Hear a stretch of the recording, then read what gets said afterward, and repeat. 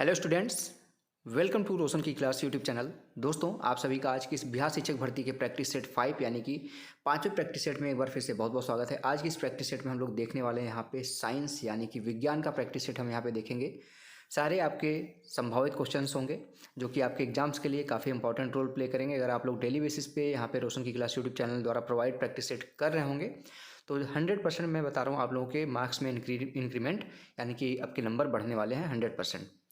तो अगर वीडियो अच्छी लगे तो प्लीज़ वीडियो को लाइक कर दीजिएगा और ऐसी वीडियो डेली बेसिस पे देखने के लिए रोशन की क्लास यूट्यूब चैनल को सब्सक्राइब कर लीजिएगा, साथ ही साथ बेल आइकन जरूर दबा के रखिएगा। तो देखिए, पहले क्वेश्चन की तरफ बढ़ते हैं। पहला क्वेश्चन है, सेंट्रियोल किस प्रोटीन से बना होता है? तो सबसे पहले यहाँ पे जान लीजिए कि जो सेंट्रियोल होता है उसमें डीएनए नहीं होता, डीएनए नहीं होता। फिर भी इसके बावजूद भी वो अपने दूसरे सेंट्रियोल्स को बना सकता है, ठीक है। और इसकी जो संरचना होती है वो बेलनाकार होती है, यानी इस तरीके से होगी, बेलनाकार होगी। सेंट्रियोल्स की संरचना भी पूछ सकता है। तो इसमें डीएनए नहीं होता, फिर भी ये अपनी प्रतिरूप को बना लेता है, यानी कि इसके बावजूद भी वो नए सेंट्रियोल्स बना सकता है। और किस प्रोटीन से बना है, जो क्वेश्चन पूछा गया है आपसे, तो सेंट्रियोल्स जो है वो आपका ट्यूबुलिन प्रोटीन से बना होता है, ठीक है। ट्यूबुलिन प्रोटीन से बना होता है सेंट्रियोल्स। तो 2-3 क्वेश्चन एक क्वेश्चन के अंतर्गत मैंने बता दिया। दूसरे क्वेश्चन की तरफ बढ़ते हैं। शर्करा में किस प्रकार के बंधन पाए जाते हैं? आपसे पूछ रहा है कि शर्करा जो होती है उसमें किस प्रकार के बंधन पाए जाते हैं, बॉन्ड्स पाए जाते हैं। तो दूसरे क्वेश्चन का सही आंसर हो जाएगा यहाँ पे सी ऑप्शन, ग्लाइकोसिडिक यहाँ पे बंध पाए जाते हैं शर्करा में।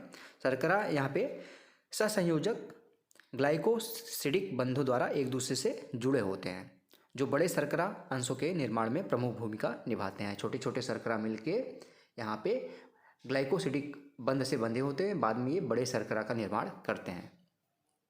बढ़ते हैं तीसरे क्वेश्चन की तरफ। भौतिक परिवर्तनों के बारे में इनमें से कौन सा कथन सही है? आपको बताना है कि भौतिक परिवर्तन जो होते हैं उनमें से कौन सा कथन सही है यहाँ पे। तो यहाँ पे भौतिक परिवर्तन के बारे में बात किया जाए तो ये सत्य है यहाँ पे कि इनके आकार में परिवर्तन, यहाँ पे देखेंगे इस क्वेश्चन का सही आंसर हो जाएगा इनके आकार में परिवर्तन शामिल है। भौतिक परिवर्तनों के बारे में सत्य है कि इनके आकार में परिवर्तन शामिल है, यानी कि इस क्वेश्चन का सही आंसर क्या हो जाएगा? बी ऑप्शन बिल्कुल सही हो जाएगा। भौतिक परिवर्तनों के बारे में और इम्पॉर्टेंट यहाँ पे अगर बातें आपको मैं बताऊँ तो भौतिक परिवर्तनों में बंधनों का टूटना शामिल नहीं होता, यानी कि बंधन टूटते नहीं हैं, ठीक है। अब भौतिक परिवर्तन के उदाहरण अगर बताएं तो जल की अवस्था में परिवर्तन हो गया, लोहे का चुंबकीय होना, ये आपका एक भौतिक परिवर्तन है। विद्युत बल्ब का तापदीप्त यानी कि प्रकाश देखे होंगे आप, बल्ब जो होता है वो जलने लगता है, प्रकाश देने लगता है, वो भी एक तरह का भौतिक परिवर्तन है। तो ये सारे भौतिक परिवर्तन है और भौतिक परिवर्तन में इनमें से सत्य कौन सा है? तो इनके आकार में परिवर्तन शामिल है। चौथा क्वेश्चन है यहाँ पे, अवायवीय परिस्थितियों में ग्लाइकोलिसिस का अंतिम उत्पाद क्या है? आपको बताना है अवायवीय, यानी कि अगर निर्वात में हम यहाँ की परिस्थितियों में ग्लाइकोलाइसिस किया जाए तो उसका अंतिम उत्पाद क्या है? तो यहाँ पे अवायवीय परिस्थितियों में अगर ग्लूकोज लैक्टिक एसिड के 2 अणुओं में परिवर्तन यहाँ पे हो जाता है, यानी कि अंतिम उत्पाद क्या है? लैक्टिक एसिड बनता है। जब हम अवायवीय यानी कि निर्वात में ग्लाइकोलाइसिस करते हैं तो उसका अंतिम उत्पाद क्या है? लैक्टिक एसिड है, ठीक। नेक्स्ट क्वेश्चन की तरफ बढ़ते हैं, 5वें क्वेश्चन की तरफ। कथन निष्कर्ष, यहाँ पे कथन वाले हैं, 2 कथन दिए गए हैं आपको। कथन ए है, पौधों की वृद्धि और उत्पादकता के लिए पानी सीमित कारक है। दूसरा है, पत्तियों द्वारा पर्यावरण में पानी की 1 मिनट की मात्रा नष्ट हो जाती है। तो यहाँ पे आपको बताना है कि कौन सा कथन सत्य है और कौन सा कथन सत्य नहीं है। तो यहाँ पे है जो है, पौधों की वृद्धि और उत्पादक के लिए पानी सीमित कारक है, तो ये आपका बिल्कुल सही हो जाएगा, ठीक है। ए सत्य है लेकिन बी गलत है। क्यों? इसके बारे में यहाँ पे बताया गया है कि चूंकि पानी का कई पर्यावरणीय और आंतरिक कारकों के कारण बाहरी परिवेश में बड़ी मात्रा में नष्ट हो जाता है। जैसे आप पानी किसी पौधे को दे रहे हैं तो मिट्टी के द्वारा सोख लिया जाता है, धूप के द्वारा वो सुखा दिया जाता है। इससे वहाँ पे उसके पौधे की वृद्धि और उत्पादकता का सबसे महत्वपूर्ण निर्धारक यहाँ पे ये निर्धारण करता है। वाष्पोत्सर्जन और वाष्पीकरण के कारण यहाँ पे पत्तियों द्वारा 90% से अधिक यहाँ पे पानी नष्ट हो जाता है, यानी कि 1 मिनट की बात की जा रही है, तो ये असत्य है, ठीक है। तो इस क्वेश्चन का सही आंसर कौन सा हो जाएगा? ए सत्य है और बी असत्य है। छठवें क्वेश्चन की तरफ बढ़ते हैं। निम्नलिखित में से कौन सा यौगिक ऊर्जा मुक्त करने के लिए ऑक्सीकृत नहीं होता है? तो आपको यहाँ पे बताना है कि इन ऑप्शंस में से आपको बताना है कि कौन सा ऐसा यौगिक है जो ऊर्जा मुक्त करने के लिए ऑक्सीकृत नहीं होता। डीएनए और आरएनए की बात की जाए, जैसे न्यूक्लिक एसिड कभी भी ऊर्जा जारी करने के लिए ऑक्सीकरण नहीं करते हैं, यानी कि इस क्वेश्चन में आरएनए तो है नहीं लेकिन डीएनए आपको मिल जाएगा। इस क्वेश्चन का सही आंसर हो जाएगा बी ऑप्शन। डीएनए जो होता है वो कभी भी न्यूक्लिक एसिड बनाने के लिए, अपने आप को ऊर्जा जारी करने के लिए कभी भी ऑक्सीकरण उसका नहीं होता है। ठीक, सातवें क्वेश्चन की तरफ बढ़ते हैं। काइलोमाइक्रोन क्या है? आपने नाम सुना होगा पहले भी, तो काइलोमाइक्रोन इनमें से आपको बताना है कि क्या है। तो काइलोमाइक्रोन बहुत छोटा प्रोटीन लेपित वसा अणु है। प्रोटीन लेपित वसा अणु है जो आपका काइलोमाइक्रोन है। ठीक है, याद रहेगा आप लोगों को, बहुत बड़े प्रोटीन लेपित वसा अणु है यहाँ पे। ठीक, सॉरी ये बहुत बड़े नहीं, बहुत छोटे होते हैं। सॉरी ये गलत है। इस क्वेश्चन का सही आंसर है बहुत छोटे। मैंने छोटे बोला लेकिन लगा दिया था निशान बड़े वाले पे। काइलोमाइक्रोन जो है, माइक्रोन से आपको, माइक्रोन से याद रहेगा बहुत छोटा आकार, बहुत छोटे प्रोटीन लेपित वसा अणु है। ठीक है, इसको सही कर लीजिएगा, सी ऑप्शन है। मैंने बोला था शुरू में छोटे लेकिन निशान लगा दिए थे बड़े के सामने। आठवें क्वेश्चन की तरफ बढ़ते हैं। निम्नलिखित में से कौन सा WBC में सबसे प्रचुर मात्रा में है? यहाँ पे आपको बताना है कि इसमें सबसे प्रचुर मात्रा में WBC किस में है। तो यहाँ पे देखिए ऑप्शन है आपके, न्यूट्रोफिल्स, बेसोफिल्स, इओसिनोफिल्स। तो अगर यहाँ पे बात की जाए कि न्यूट्रोफिल्स, यहाँ पे WBC की सबसे ज़्यादा प्रचुर मात्रा में उसमें कोशिकाएं होती हैं न्यूट्रोफिल्स में। तो इस क्वेश्चन का सही आंसर क्या हो जाएगा? न्यूट्रोफिल्स, ए ऑप्शन बिल्कुल सही यहाँ पे मैंने लगाया न्यूट्रोफिल्स के सामने।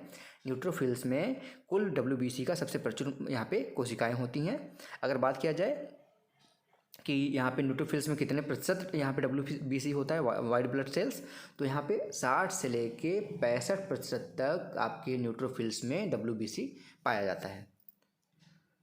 9वें क्वेश्चन की तरफ बढ़ते हैं। अच्छी कंकाल के बारे में बात यहाँ पे किया जा रहा है। अच्छी कंकाल में कितनी हड्डियाँ मौजूद होती हैं? तो अच्छी कंकाल में यहाँ पे टोटल यहाँ पे बात आपको बताऊँ तो 80 हड्डियाँ यहाँ पे मौजूद होती हैं। अच्छी कंकाल में 80 हड्डियाँ होती हैं। ये हड्डियाँ शरीर की मुख्य धुरी के साथ मौजूद होती हैं। ठीक, अच्छी कंकाल यानी कि एक्सियल स्केलेटन कहते हैं इसको। 4 भागों में बांट सकते हैं आप। खोपड़ी हो गया आपका, ठीक, उसके बाद मेरुदंड हो गया जो आपकी रीढ़ की हड्डी कह सकते हैं। उसके बाद कह सकते हैं रिब्स हो गए, पसलियाँ हो गई, हाथ की हड्डियाँ हो गई, पैर की हड्डियाँ हो गई। उसके बाद उरोस्थी आते हैं, स्ट्रेनम कहते हैं जिसको। इसकी संख्या टोटल 1 होती है शरीर में। तो यहाँ पे सबकी अगर अलग अलग संख्या बताऊँ सभी में, तो जो खोपड़ी की हड्डियाँ होती हैं उसमें होती हैं टोटल 29। ठीक, मेरुदंड में यहाँ पे 33 होती हैं और जो आपकी पसलियाँ होती हैं वो 24 होती हैं। इसको जोड़ दिया जाए तो 25 हो गई। सबको जोड़ लीजिए, 9 3 12, 12 5 17, यानी कि 7 हो गई। और ये 3 2 5 और 2 7, 7 3 हड्डियाँ और आपके यहाँ पे पाई जाती हैं। तो कुल यहाँ पे 80 हड्डियाँ होती हैं अच्छी कंकाल में। बढ़ते हैं अगले क्वेश्चन की तरफ। निम्नलिखित में से किसमें स्वाद संबंधी रिसेप्टर होते हैं? स्वाद से संबंधित रिसेप्टर आपसे पूछ रहा है कि किस में होते हैं। तो आप इस क्वेश्चन का तो आप बिना पढ़े भी आप थोड़ा सा प्रेजेंस ऑफ माइंड यूज करेंगे तो आप आराम से लगा देंगे। स्वाद सबसे ज़्यादा आप स्वाद किससे लेते हैं? तो आप कहेंगे जीभ से। तो जीभ यहाँ पे स्वाद कलिकाओं को के माध्यम से स्वाद का पता लगाती है, जिसे स्वाद रिसेप्टर कहते हैं। जीभ के ऊपर आपके देखेंगे खुरदुरा सा टच करेंगे उंगलियों से तो खुरदुरा खुरदुरा लगेगा, वही क्या होता है? रिसेप्टर्स होते हैं जिससे स्वाद का पता चलता है। इस क्वेश्चन का सही आंसर क्या हो जाएगा? जीभ हो जाएगा। 11 नंबर का क्वेश्चन है आपका। निम्नलिखित में से कौन सा कैंसर आमतौर पर हड्डियों के कैंसर के रूप में जाना जाता है? तो यहाँ पे अगर इस क्वेश्चन का सही आंसर आपको मैं बताऊँ तो उपयुक्त में से कोई नहीं। अगर यहाँ पे बताऊँ कि हड्डियों के कैंसर आम रूप से किस नाम से जाना जाता है, तो अभी मैं लिख देता हूँ आप लोगों को। ऑस्टियोमा कहते हैं इसको। ठीक है, लिख रहा हूँ, ध्यान से देख लीजिएगा आप लोग। ऑस्टियोमा, और इस ऑप्शन में आपको कहीं भी ऑस्टियोमा नहीं मिलेगा, इसलिए इसमें से हो जाएगा इसका आंसर ई ऑप्शन, बिल्कुल सही हो जाएगा। पढ़ते हैं 12 नंबर के क्वेश्चन की तरफ। मांसपेशियों में के पक्षाघात के दौरान पोलियो वायरस किस मार्ग को प्रभावित करता है? जब आपकी हड्डियाँ कमज़ोर हो जाती हैं, आपको पता है पोलियो में हड्डियाँ कमज़ोर हो जाती हैं, लचीली हो जाती हैं, तो आपको बताना है कि किस मार्ग को वो प्रभावित करती है। तो यहाँ पे जो पोलियो वायरस होता है वो मोटर पाथवे को यहाँ पे प्रभावित करती है, जैसे चलने फिरने में आपको कोई फिजिकल एक्टिविटी करने में दिक्कत आती है मोटर पाथवे के द्वारा। ठीक। किसी यौगिक का आणविक सूत्र C6, इसको इस तरीके से लिख सकते हैं C6H12O6। एक यौगिक का मूलानुपातिक सूत्र क्या है? तो मूलानुपातिक यानी एक तरह से अनुपात निकालना हो गया। आपको अनुपात के बारे में बता दूं कि सबसे ज़्यादा जब कटते कटते सबसे छोटा भाग बचे फिर वो नहीं काटा जा सके तो उसको कहते हैं अनुपात। ठीक है। तो यहाँ पे देखेंगे अगर हम 6 से कट करें तो यहाँ से ये 6 कम 6 हो जाएगा यानी C बचा, 6 दूनी 12 यानी कि H2 बचा और 6 कम 6 यानी कि O बचा। तो इसमें देखेंगे CH2O, C ऑप्शन बिल्कुल सही हो जाएगा। ठीक है। तो आशा करता हूँ आप लोगों को ये क्वेश्चन अच्छे तरीके से समझ में आया होगा। CH2O इसका मूलानुपाती सूत्र है। 14 नंबर का क्वेश्चन है, कौन सा नीला लिटमस को लाल कर देता है? आपको यहाँ पे बताना है कि यहाँ पे कौन सा यहाँ पे पदार्थ है जो नीले लिटमस पेपर को लाल कर देगा। तो यहाँ पे आप सभी को पता है कि नीले लिटमस पेपर को लाल कौन बदलता है? यहाँ पे HCl बदलता है, हाइड्रोक्लोरिक अम्ल बदलता है। ठीक है। बढ़ते हैं अगले क्वेश्चन की तरफ। समूह 16 के तत्वों के संबंध में निम्नलिखित में से कौन सा कथन सत्य नहीं है? समूह 16 के तत्वों के बारे में यहाँ पे पूछ रहा है कि कौन सा कथन निम्नलिखित में से सत्य नहीं है। तो यहाँ पे इस क्वेश्चन का सही आंसर हो जाएगा आपका बिल्कुल C ऑप्शन बिल्कुल सही हो जाएगा। समूह 16 के तत्वों की परमाणु त्रिज्याएं समूह 15 के से संबंधित तत्वों की तुलना में बड़ी होती हैं। तो ऐसा नहीं है। यहाँ पे देखेंगे आप अगर क्या कहते हैं समूह 16 के तत्वों के बारे में कहेंगे तो यहाँ पे ये नहीं कह सकते आप कि 16 तत्वों की जो परमाणु त्रिज्या होती है वो 15 वाले समूह तत्वों से बड़ी होती हैं, जबकि उल्टा होता है इसका। ठीक है। 16 नंबर का क्वेश्चन है, किस यौगिक का उपयोग कागजों के लिए काम करने वाले ब्लीच के रूप में किया जाता है? जो कागज आपने देखा होगा जिस पे आप लिखते हैं, जिस पे बुक छपती है, तो वो जब बनता है लुगदी के द्वारा कागज बनता है तो थोड़ा सा वो मटमैला टाइप का रहता है। तो उसको सफ़ेद और कैसे करते हैं जिससे उसको उस पर लिखने में और अच्छा पेपर बनाया जा सके, वाइट और पेपर वाइट कर सकें। तो ब्लीच का प्रयोग करते हैं साफ़ करने के लिए उसको। तो आपको बताना है कि किस यौगिक का प्रयोग करते हैं कि कागज़ आपका सफ़ेद हो जाए। तो पानी की उपस्थिति में अगर बात किया जाए तो यहाँ पे सल्फर डाइऑक्साइड पदार्थ को रंगहीन करने में सक्षम है। विशेष रूप से यहाँ पे इसका उपयोग कागजों के लिए काम करने वाले ब्लीच के रूप में किया जाता है, यानी कि सल्फर डाइऑक्साइड इस क्वेश्चन का सही आंसर हो जाएगा C ऑप्शन SO2। ठीक है। ब्लीच के रूप में सल्फर डाइऑक्साइड का यूज करते हैं। 17 नंबर का क्वेश्चन है, साबुन पाउडर में ट्राई सोडियम फॉस्फेट का उपयोग क्यों करते हैं? उसका उपयोग क्या है? साबुन में हम क्यों उसको मिलाते हैं? तो सोडियम कार्बोनेट और ट्राई सोडियम फॉस्फेट पाउडर साबुन में बिल्डर या बिल्डिंग एजेंट के रूप में काम करता है, जिससे साबुन क्या है तेज़ी से कार्य करता है। यानी कि तेज़ी से काम करने का मतलब क्या है? सफाई अच्छे से काम करता है वो साबुन। तो यहाँ पे ट्राई सोडियम फॉस्फेट का उपयोग करते हैं, साबुन के बिल्डर के एक तरह से रूप में काम करते हैं जिससे कार्य तेज़ी से किया जा सके।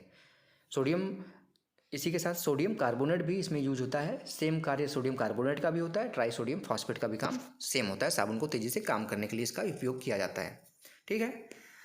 आगे बढ़ते हैं हम 18 नंबर के क्वेश्चन की तरफ चलते हैं।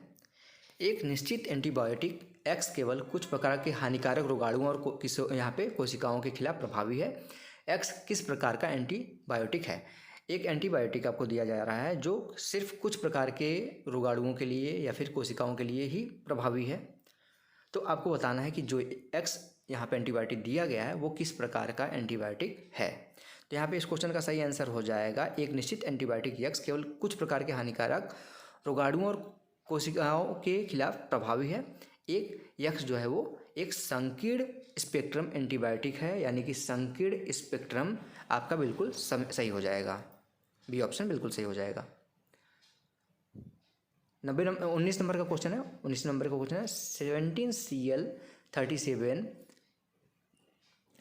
में के क्रमशः न्यूट्रॉन, प्रोटॉन और इलेक्ट्रॉन की संख्या आपको बतानी है। तो इसको आप सबसे पहले यहाँ पे आप सभी को पता होना चाहिए कि जब इस तरीके से लिखा जाए 17 Cl37। इसमें आपको बताना है कि कितने पहले न्यूट्रॉन हैं, फिर प्रोटॉन हैं कितने, उसके बाद आपको बताना है कि कितने यहाँ पे इलेक्ट्रॉन हैं। ठीक है, तो यहाँ पे इस क्वेश्चन का सही आंसर हो जाएगा आपका 17 Cl37 में न्यूट्रॉन, प्रोटॉन और इलेक्ट्रॉन की संख्या है 20, 17, 17, यानी कि सी ऑप्शन बिल्कुल सही हो जाएगा।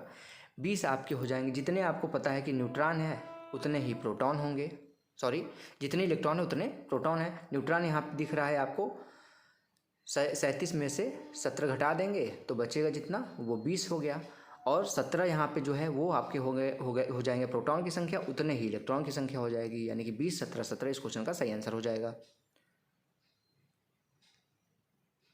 आगे बढ़ते हैं 20 नंबर के क्वेश्चन की तरफ। आदर्श गैसें मेंडलीव की आवर्त सारणी के किस समूह में थी? आपको बताना है मेंडलीव की जो आवर्त सारणी थी, आदर्श गैसों के बारे में पूछा गया है कि किस यहाँ पे आवर्त सारणी में किस समूह में थी। तो यहाँ पे इस क्वेश्चन का सही आंसर हो जाएगा, इसको तो आप लोग बचपन में पढ़े होंगे 11th-12th में, कि मेंडलीव की आवर्त सारणी के अगर बात की जाए तो नोबल गैसेस जो थी वो यहाँ पे प्रथम समूह में उनको रखा गया था। 21 नंबर का क्वेश्चन है, निम्नलिखित में से किस गुण का उपयोग किसी सिस्टम की स्थिति का वर्णन करने के लिए किया जाता है? तो यहाँ पे दबाव का किया जाता है, आयतन का किया जाता है, या फिर तापमान का किया जाता है। आपको बताना है कि यहाँ पे किस निम्नलिखित में से किस गुण का उपयोग किसी सिस्टम की स्थिति का वर्णन करने के लिए किया जाता है? तो दबाव, आयतन और तापमान, तीनों गुण जो हैं उनका उपयोग सिस्टम की स्थिति का वर्णन करने के लिए किया जाता है, यानी इस क्वेश्चन का यहाँ पे सही आंसर हो जाएगा उपयुक्त में से एक से अधिक। ठीक है, अगले क्वेश्चन की तरफ बढ़ते हैं। डॉक्टर गिलबर्ट ने पीतल की एक छड़ को हाथ में पकड़कर घर्षण द्वारा उसमें स्थैतिक विद्युत उत्पन्न करने का प्रयास किया, वह असफल क्यों हो गए? तो जैसे डॉक्टर कोई मनुष्य है, ठीक है, कोई मनुष्य है, वो अपने हाथों में एक छड़ पकड़े हुए हैं जो किसका है? पीतल का है, और उसको रगड़ रहे हैं, उसमें उत्पन्न करना चाह रहे हैं स्थैतिक विद्युत, उसमें उत्पन्न करना चाह रहे हैं, लेकिन वो कर नहीं पा रहे हैं। तो आपको बताना है कि क्यों वो सफल नहीं हो रहे हैं। तो यहाँ पे डॉक्टर गिलबर्ट ने पीतल की एक छड़ को हाथ में पकड़कर घर्षण द्वारा उसमें स्थैतिक विद्युत उत्पन्न करने का प्रयास किया।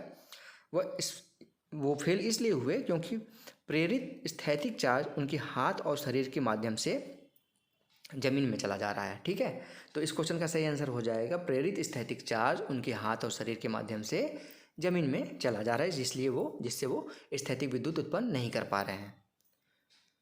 23 नंबर का क्वेश्चन है, उस स्थिति को पहचान करें जिसके तहत एक समान चुंबकीय क्षेत्र के माध्यम से घूमने वाले आवेश पर कार्य करने वाला बल अधिकतम होता है। तो थीटा बराबर जब भी यहाँ पे 90 होगा तो यहाँ पे उस समय यहाँ पे सबसे ज़्यादा कार्य का बल अधिकतम होगा। तो इस क्वेश्चन का सही आंसर हो जाएगा ए ऑप्शन। तो आशा करता हूँ आप लोगों को समझ में आ रहा होगा सारा क्वेश्चन। बढ़ते हैं 24 नंबर के क्वेश्चन की तरफ। अपवर्तक माध्यम से सामान्य विस्थापन किस कारक पर निर्भर करता है? तो सामान्य विस्थापन अपवर्तक माध्यम की मोटाई और सामग्री के अपवर्तक यहाँ पे सूचकांक पर निर्भर करता है। तो यहाँ पे इस ऑप्शन में क्या है? इस तीनों ऑप्शन में अपवर्तक माध्यम की मोटाई। ठीक है, 24 नंबर के क्वेश्चन के बाद 25 नंबर के क्वेश्चन पे चलते हैं। स्नेल का नियम आपने सभी ने पढ़ा होगा। स्नेल का नियम होता है यहाँ पे μ1 sin θ1 इक्वल टू μ2 sin θ2, यानी कि इस क्वेश्चन का सही आंसर हो जाएगा ए ऑप्शन। ठीक है, आशा करता हूँ आप लोगों को ये क्वेश्चन याद रहेगा। एक तरफ μ1 sin θ1, दूसरी तरफ μ2 sin θ2 है। 26 नंबर का क्वेश्चन है, दो अवतल दर्पणों की फोकल लंबाई समान होती है लेकिन एक का द्वारक दूसरे के द्वारक से बड़ा होता है। कौन सा दर्पण अधिक तीव्र प्रतिबिंब यहाँ पे बना सकता है और क्यों बना सकता है? आपको रीजन भी बताना है। तो इस क्वेश्चन का सही आंसर हो जाएगा छोटे छिद्र वाला अवतल दर्पण जो है वो अधिक स्पष्ट छवि बनाता है, क्योंकि यह गोलाकार जो विपतन है यानी मार्ग है से उससे मुक्त होता है। इसलिए भले ही दोनों की फोकल लंबाई समान हो, एपर्चर का परिवर्तन छवि के निर्माण को प्रभावित करता है कि कितने यहाँ पे एपर्चर, उसका द्वार कितना बड़ा है। ठीक है, तो यहाँ पे इस क्वेश्चन का सही आंसर हो जाएगा अवतल। ठीक है, अवतल यहाँ पे जो अवतल दर्पण है यहाँ पे उसका यहाँ पे अधिक तीव्रता से प्रतिबिंब बना पाएगा। 27 नंबर का क्वेश्चन है, काफ़ी इंटरेस्टिंग क्वेश्चन है, याद रखिएगा। हीरा है उसको पारदर्शी तेल में डुबाया गया, तो आपको बताना है उसकी जो चमक है उस पर क्या प्रभाव पड़ेगा, कम हो जाएगा, ज़्यादा हो जाएगा या फिर सेम रहेगा। तो जब हीरे को यहाँ पे ट्रांसपेरेंट तेल में यहाँ पे जब भिगोया जाता है, डाला जाता है, तो उसका जो चमक होता है वो कम हो जाता है। ठीक है, हीरे का अपवर्तनांक कम हो जाता है तो उसकी चमक भी कम हो जाएगी। तो इस क्वेश्चन का सही आंसर हो जाएगा ए ऑप्शन। अगर आपसे हीरे का अपवर्तनांक पूछे किसी क्वेश्चन में, अपवर्तनांक सॉल्व करने के लिए आपको पता होना चाहिए कि हीरे का अपवर्तनांक कितना होता है, कि 2.42 वैल्यू आप रखिएगा। हीरे का अपवर्तनांक 2.42 होता है। ठीक है, अगर हीरे का क्रांतिक कोण पूछ ले डायरेक्ट आपसे एग्जाम में कि हीरे का क्रांतिक कोण कितना होता है, तो 24 डिग्री होता है, 24 डिग्री क्रांतिक कोण होता है। पढ़ते हैं 28 नंबर के क्वेश्चन की तरफ। निम्नलिखित में से कौन सुसंगत स्रोतों का उदाहरण है? सुसंगत स्रोतों का उदाहरण आपसे पूछ रहा है, तो लेजर जो है वो सुसंगत स्रोतों का उदाहरण है। आपको डायरेक्ट मैं बता रहा हूँ, लेजर जो है वो सुसंगत स्रोतों का उदाहरण है। इसलिए लेजर की जब लाइट देखे होंगे पड़ती है तो काफ़ी दूर तक उसकी लाइट पड़ती है। ठीक है, ना तो एलईडी लाइट उतनी दूर तक जाती है, ना ही फ्लोरोसेंट ट्यूब उतनी दूर तक चमकती है, लेकिन जो लेजर होती है वो सुसंगत होने की वजह से, एक समान होने की वजह से काफ़ी दूर तक उसकी लाइट जाती है। बढ़ते हैं अपने 29 नंबर के क्वेश्चन की तरफ। प्रकाश के विवर्तन के लिए आवश्यक शर्त क्या है? जो प्रकाश का विवर्तन होता है उसके लिए इसमें से कौन सा शर्त आवश्यक है? तो प्रकाश के विवर्तन के लिए आवश्यक शर्त यह है कि एपर्चर की जो आकार है, एपर्चर का आकार प्रकाश की तरंग दैर्घ्य के बराबर होनी चाहिए। यानी कि एपर्चर का आकार प्रकाश के तरंग दैर्घ्य के बराबर होना चाहिए। बिल्कुल सी ऑप्शन बिल्कुल सही है। ठीक, चलते हैं यहाँ पे। अगर विवर्तन नहीं समझ में आया हो तो डिफ्रैक्शन होता है। डिफ्रैक्शन इसका मतलब होता है तरंगों का अपने मार्ग से आने वाले अवरोध के किनारों पर आंशिक रूप से मुड़ना विवर्तन कहलाता है, यानी कि डिफ्रैक्शन कहलाता है। 30 नंबर का क्वेश्चन है, निम्नलिखित में से कौन सा उपकरण दूरी मापन के लिए नहीं, यहाँ पे जिससे दूरी नहीं माप सकते हैं? आप सभी को पता है वर्नियर कैलिपर्स दूरी मापने के लिए होता है, माइक्रोमीटर दूरी मापने के लिए होता है, प्रोटेक्टर यहाँ पे दूरी मापने के लिए नहीं होता, यही पूछा गया है। तो इस क्वेश्चन का सही आंसर हो जाएगा प्रोटेक्टर। प्रोटेक्टर यानी कि चांदा। चांदा किसके लिए होता है यूज? आप सभी को पता है डिग्री मापने के लिए होता है। ठीक है, कोण मापने के लिए चांदी का प्रयोग करते हैं। आप सभी ने बचपन में चांदी का प्रयोग किया होगा कोण मापने के लिए। तो दोस्तों ये था आज का प्रैक्टिस सेट। आशा करता हूँ आप लोगों को सारे क्वेश्चन अच्छे लगे होंगे। सारे क्वेश्चन आपके संभावित हैं, आ सकते हैं आपके एग्जाम में, डायरेक्ट भी पूछे जा सकते हैं। तो अगर वीडियो अच्छी लगी हो तो प्लीज़ वीडियो को लाइक कर दीजिएगा। ऐसी वीडियो डेली बेसिस पे देखने के लिए रोशन की क्लास यूट्यूब चैनल से जुड़े रहिए। सिर्फ बीपीएससी के एग्जाम्स के लिए नहीं, बाकी कभी किसी और भी टीचिंग एग्जाम के लिए आप जुड़ सकते हैं रोशन की क्लास से। यहाँ पे किसी भी टीचिंग एग्जाम की तैयारी करना है बिल्कुल फ्री में, तो आप लोग रोशन की क्लास यूट्यूब चैनल को सब्सक्राइब कर लीजिए, साथ ही साथ बेल आइकन दबा के रखिए, जिससे मैं आप लोगों की हेल्प के लिए कोई भी यहाँ पे वीडियो बनाता हूँ इन्फॉर्मेटिव वीडियोस, तो आप लोगों को उसकी नोटिफिकेशन बिल्कुल फ्री में मिलती रहे। और इस वीडियो की पीडीएफ चाहिए तो रोशन की क्लास टेलीग्राम चैनल पे आप जाके बिल्कुल फ्री में डाउनलोड कर सकते हैं इस पीडीएफ को। तो स्टूडेंट्स मिलते हैं नेक्स्ट वीडियो में, तब तक के लिए आप सभी का बहुत बहुत धन्यवाद। जय हिंद, वंदे मातरम।